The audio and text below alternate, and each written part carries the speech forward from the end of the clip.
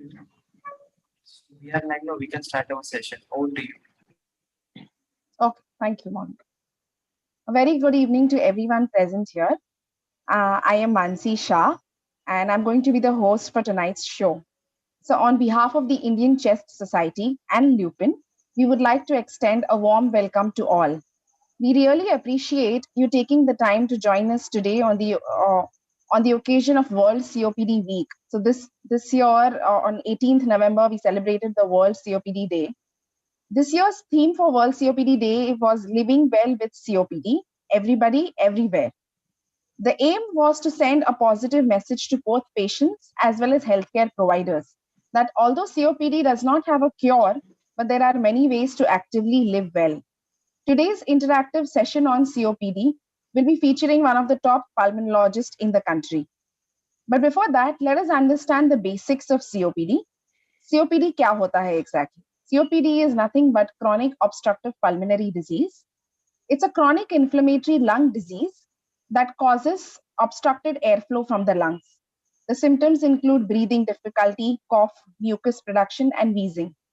It's typically caused by long term exposure to irritating gases or particulate matter, most often from cigarette smoking. People with COPD are at increased risk of developing heart disease, lung cancer, and many other conditions.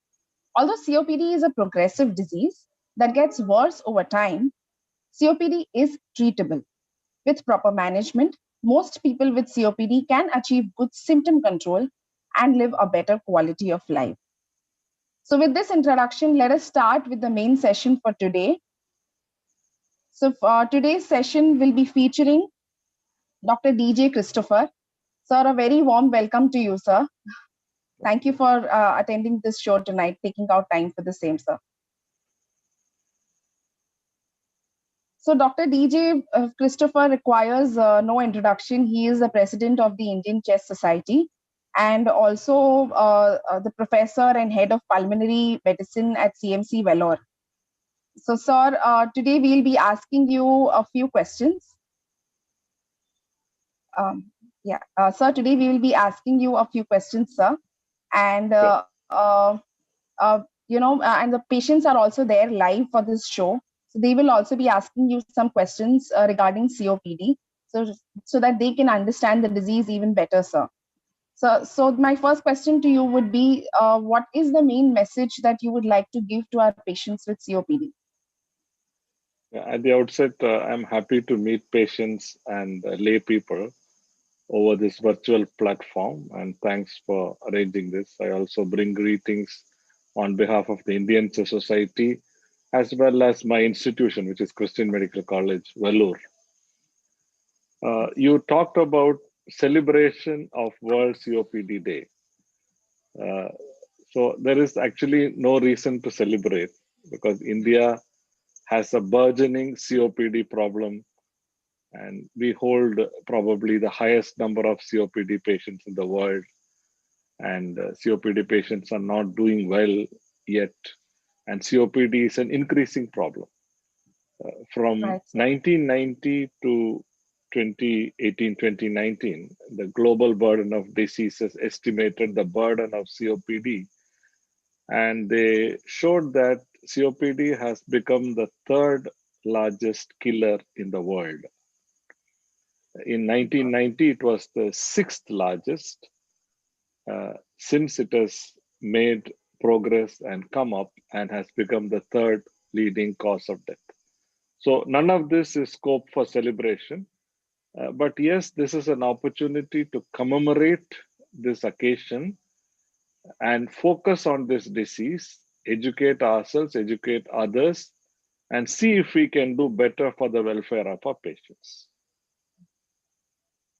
Right, sir. Thank you very much, sir. We would like to ask you as to what exactly causes COPD. What are the risk factors? Like we know cigarette smoking is one of the risk factors, but is there anything else that can cause COPD, sir? That's a very apt question. Historically, smoking was so attached to cigarette smoking that if someone has not smoked, you would say that they do not have COPD. So this is how it was even when I trained to become a specialist. Since then, I think our knowledge base has increased, and we now know that not just cigarette smoking, but exposure to a variety of outdoor and indoor air pollution also causes COPD. The outdoor air pollution is something that all of us are more familiar with, and we read about it in the newspapers.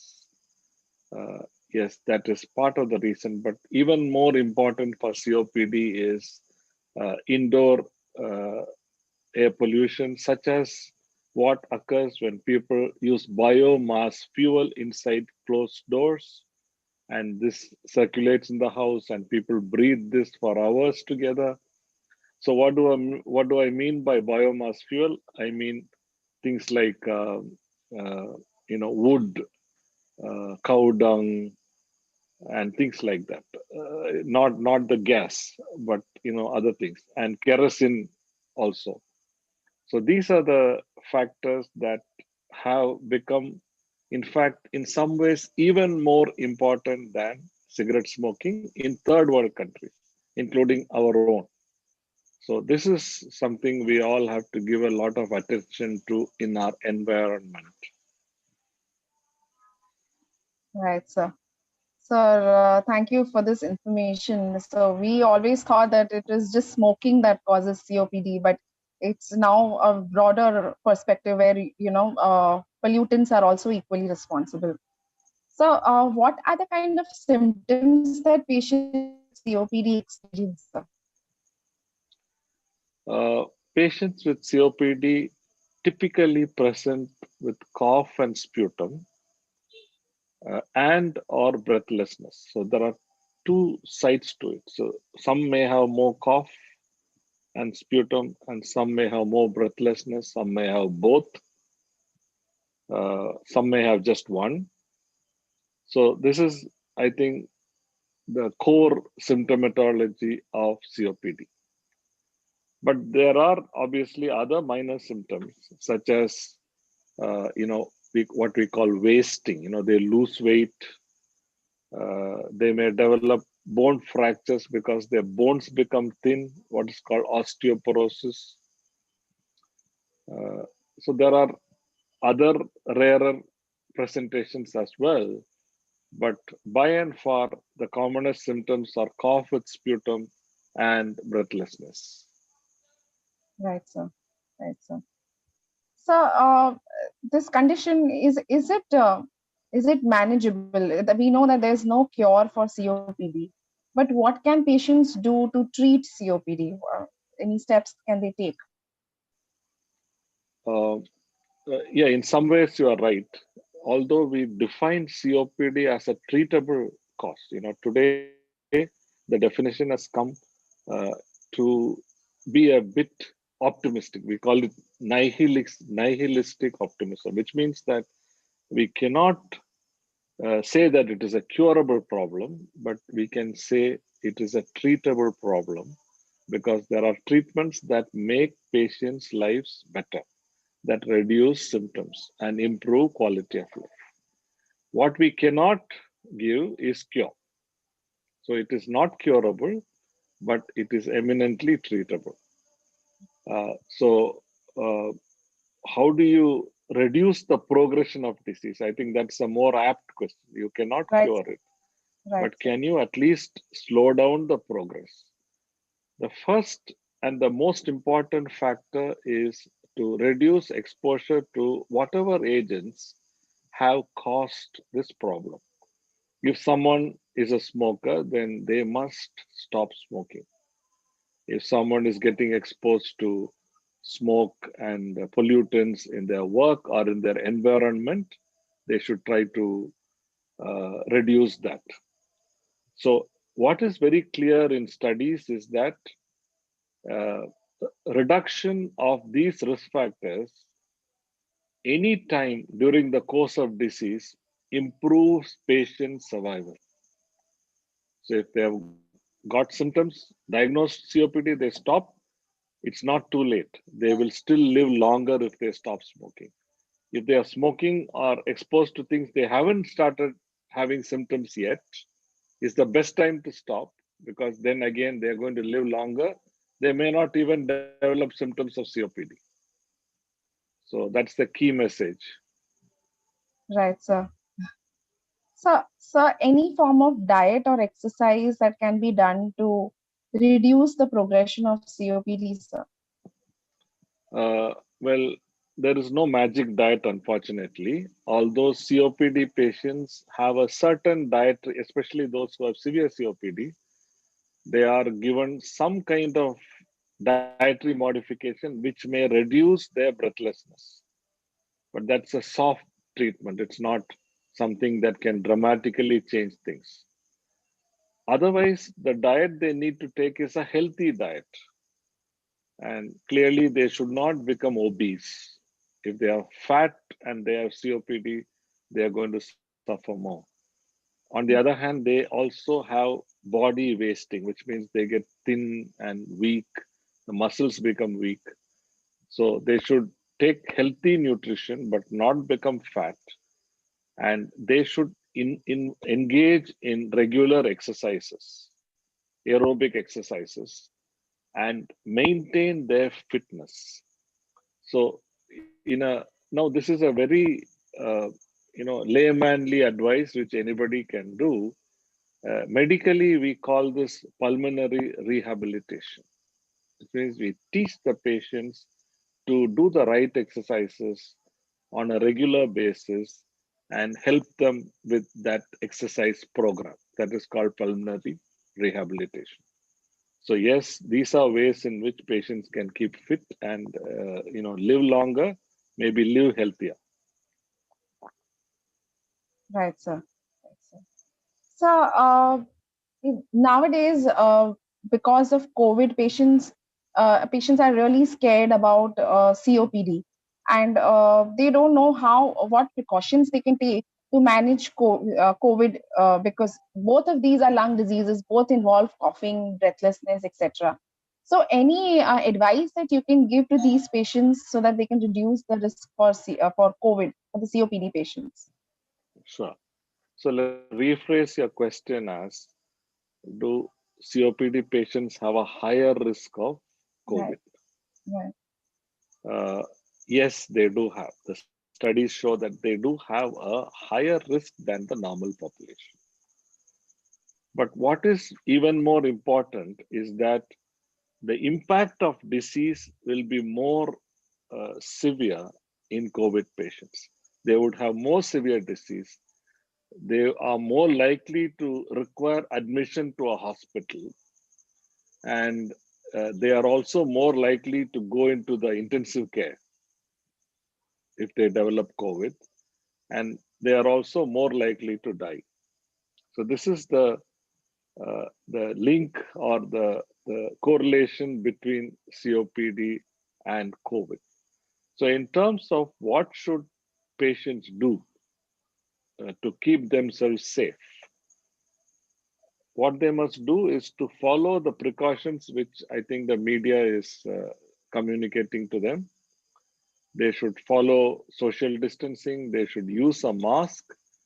They should ensure that everybody they interact with uses a mask. They should not go to public places, especially closed places like shops and other things. Certainly not to any place where people are not wearing masks and where they cannot maintain social distance.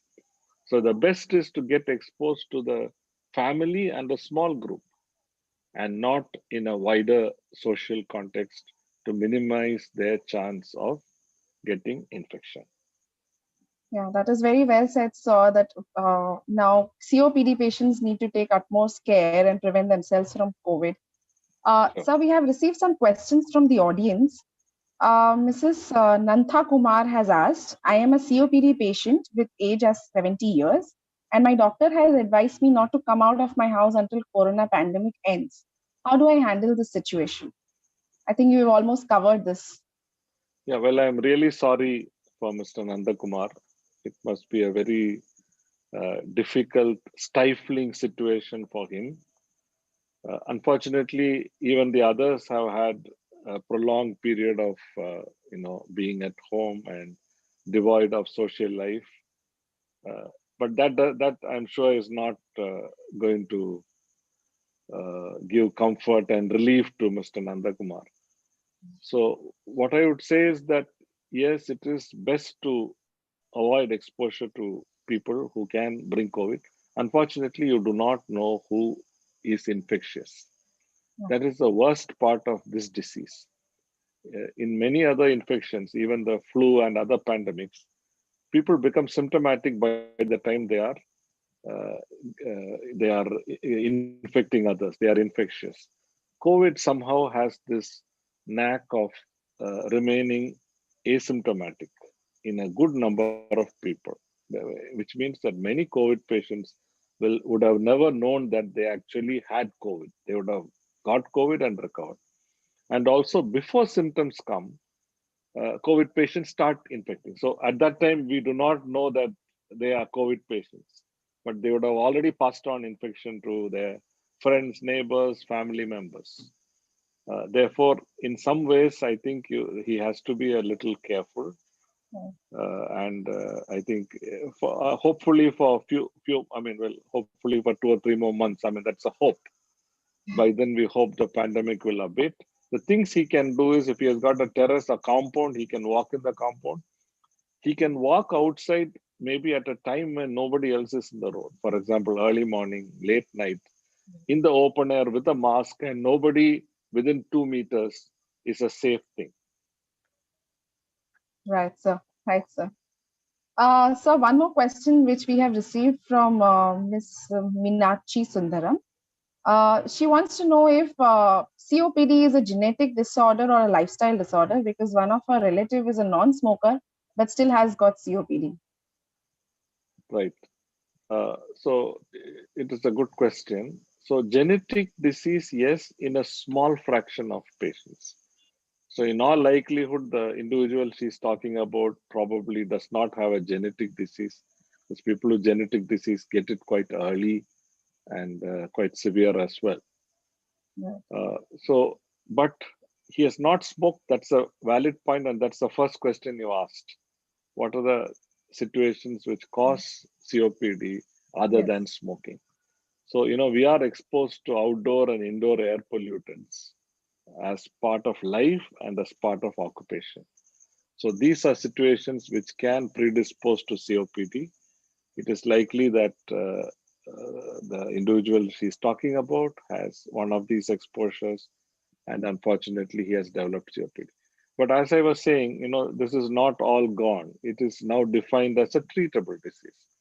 So they should focus on treatment and focus on various other measures that I discussed a little while ago to ensure that he is healthy, adequately nourished, and well exercised.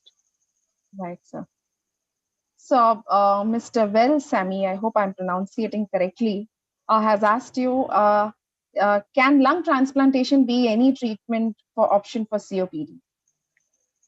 Um, Lung transplantation is an option when the lung has got extremely damaged and then it is not functioning adequately. The patient's oxygen levels go down, their carbon dioxide levels are high. They would typically have started using some oxygen for symptom relief and so on. So, in this group of patients, lung transplant is an option. But lung transplant is not an easy option, unfortunately. To start with, it is a very expensive treatment, and patients have to be on immune suppressing medication. These medications lower their immune response, and this has to be taken uh, after surgery for many, many years, or maybe the entire lifetime. So it is not a easy treatment. And also the problem with donor lungs. It's not easy to get lungs from donors to undergo transplantation. So there would be a wait to get a matched lung, and so the whole exercise is difficult, time consuming, and expensive. Right, sir. Um, So Mr. Ramanathan is asking, what is the latest treatment available for COPD? Any lifestyle modification can reverse this condition? I think we've somewhat covered this. Yeah, well, latest treatments, I think the basic treatment for COPD is to open up the airways.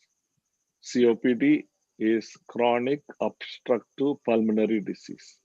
So the core feature of COPD is that the breathing tubes, which we call airways or the bronchial tree, they are narrowed, and so it is not easy for air to go in and come out. So that is the problem. The way we treat COPD with medications is to give drugs that open up these airways. And so patients have symptom relief and even their oxygen levels go up and so on. So that is a treatment. So we have had generations of these drugs. These are called bronchodilators. We have had several generations of these drugs. They are made in a way that they are more effective in dilating as well as they work for longer periods of time. The earliest bronchodilators had to be given 3 to 4 times a day. Today, we have bronchodilators that need only to be given once a day. They work for 24 hours. So that is the development we have. And now there are combinations of these long-acting bronchodilators, which means you have two very strong drugs put together, and they are given once or twice a day, and they give symptom relief for 24 hours.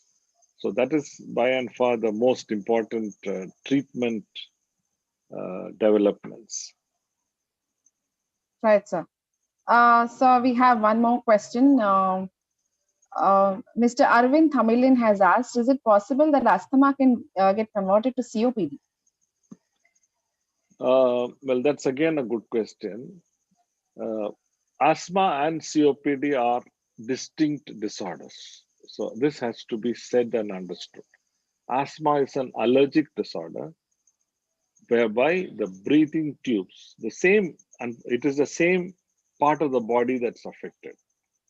So the airways or the bronchial tree, this is the same thing that is affected in asthma as well. But asthma is an allergic disease. And the treatment of asthma is to give medications that both dilate the bronchi as well as they counter the allergic response in the body. And they are a lot more effective in asthma, and they give a lot more symptom relief, and many patients become perfectly normal and can be off medication for even months, sometimes even years. So asthma has a lot more effective medications, and the damage, and there is no permanent damage in asthma. So unless it becomes complicated when the damage sets in, early or in uncomplicated asthma, there is no permanent damage, which means that with treatment they can become completely normal. COPD, on the other hand, is permanent obstruction of the air passage, and that's why it is not curable. You cannot open it back to the normal level again. So that is the difference between the two. Now, in chronic asthmatics, especially those that have not taken the appropriate medications for sufficient time, or those that have been very poorly compliant, the airways, which initially were very amenable to the medicines and they open up when they are given and they breathe freely, may not, the airways may have changed to a way that they are not amenable to be opened, at which time they become somewhat like COPD. In other words, we cannot bring their airways back to normal level and their lung function back to the original point. Right, sir. So two more questions we have from the audience. If you don't mind, we can continue, sir. Go ahead. Yes, sir. So we have received one question from Mr. Sarvanna Kumar, my mother is suffering from exacerbation because of this COPD. She is also a heart patient, and doctor has advised her to take influenza vaccine every year. Is it compulsory? So, one of the hallmarks of COPD is exacerbations. So these patients have flare up of their symptoms from time to time. That is what we call medically as exacerbations, which means they do have constant symptoms, but intermittently it flares up. And these are times that they have to see the doctor in a kind of a out of turn, unscheduled visits we call, or they may even have to get admitted if they are more severely affected. So these exacerbations uh, are often by infectious germs, bacteria more, but viruses also. So if you can keep them off these infections, then these flare-ups also can be kept in check. The flu virus is one of the common inciting infectious agents. So if you give flu vaccination every year, you can almost prevent the flu from attacking the patient, which means you give a fair amount of protection. There is also pneumococcal vaccine. Pneumococcus is a bacteria which is responsible for a fair amount of infections in the lung. And the pneumococcal vaccine also has a protective role. So COPD patients are advised both pneumococcal and flu vaccines. That's a good advice, and it must be adhered to. Right, sir. Right, sir. So we have a few more questions, sir. Um, so, Mr. Satish Kumar has asked, I am a COPD patient. Is it possible that my future son can also be affected with the same disease? Sun. Yeah. Okay. Usually, so genetic factors are certainly there, but they are not the predominant factors. These diseases usually come from preventable causes, such as smoking, such as exposure to indoor and outdoor pollutants. So that's the predominant way it happens. So if, for example, this individual is a smoker and develops COPD, the way to prevent COPD in the family or in the lineage is to make sure that they do not smoke. So he would do well to advise the sons and grandchildren not to smoke, and probably use his example to say that if you do not want to be like me, you must not smoke. That is a good thing. So That is a good advice, sir. So one question from Mr. Vijayan is that what should I do if I feel that my COPD is worsening? uh, well, COPD unfortunately will worsen. It will worsen. Right. So we have to accept that it will worsen. Now, it doesn't mean that's the end of the road. It may worsen very gradually. It may worsen, and we may still be able to cope and live a normal life. So that is the goal. So we cannot stop COPD from worsening. When I mean COPD from worsening, I mean the damage in the lung from gradually worsening. That is not possible. But Right. we can effectively treat that worsening does not affect life, reduces symptoms, and the person doesn't feel bogged down by the disease. Right, sir. So one question from Mr. Karthik is that my father is an asthmatic patient, and now my doctor told me that he has a COPD problem also. Both asthma and COPD can affect the same person. I think we've covered this, sir, right? I think we covered this. So when asthma becomes chronic, usually when it is not treated well or the patient has not been regular with medications, then the condition can go to a point that it responds less to inhaled treatment, which is more like COPD. So don't worry about the terminology. ensure that he gets the medications and he's regular with the treatment. And we hope things don't get too bad. Right, sir. So one last question from Mr. Naresh. Can yoga and pranayam be any good treatment option for COPD? Uh, well, so when you say treatment, none of these things arrest the progress of disease. First of all, nothing cures. That, of course, is done. None of these things even arrest the course of disease. However, I was saying that the disease may worsen. The patient's condition could be made better with good treatment. That's what I was saying. Good treatment, good exercise, and so on. So, as yoga is one of those complementary treatments, which for people who like to do it, may help them feel better, help them cope with COPD better. So, by all means, if someone wants to do yoga, they can do yoga, and that can be very complementary. It may reduce their symptoms, it may make them feel better, and all these benefits may come from yoga. But we all have to understand that none of this will change or reverse the damage in the lungs. Right, sir. So thank you for answering all the audience questions. And I would like to thank the audience as well for being so interactive, sir. So just one last thing. Is there any one or two messages that you would like to give to the audience for them to manage their COPD, sir? What will be the take-home messages, sir? So, first, don't become depressed. There is hope. So, a few years earlier, people used to say it's an incurable disease.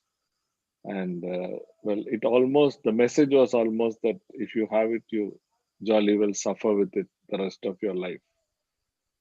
Today, I think there is good medical treatment, good drug treatment, which can make people feel much better and uh, reduce the impact of the disease on their lives, carry on working, carry on living, and not feel so distressed. So there is hope. And hope is not just with medication, it is also with pulmonary rehabilitation. I said that briefly in the context of exercise. So, a set of things, including exercise, which can tone up the body and the systems in a way that patients can cope with this and feel better.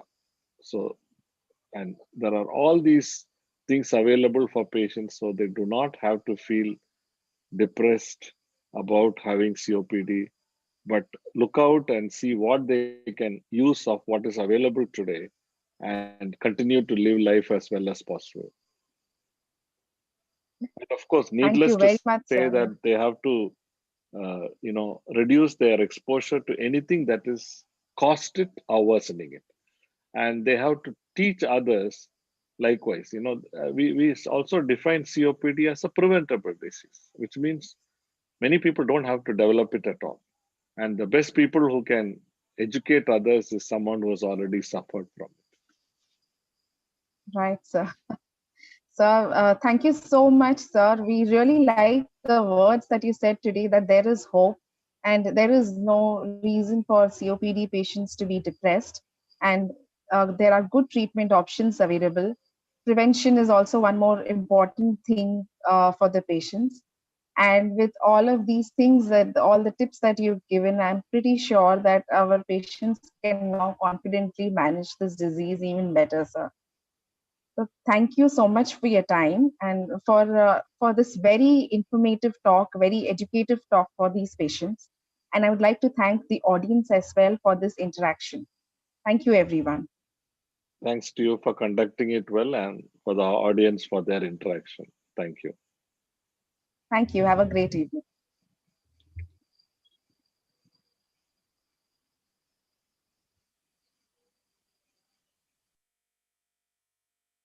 Monique, is the live streaming stopped?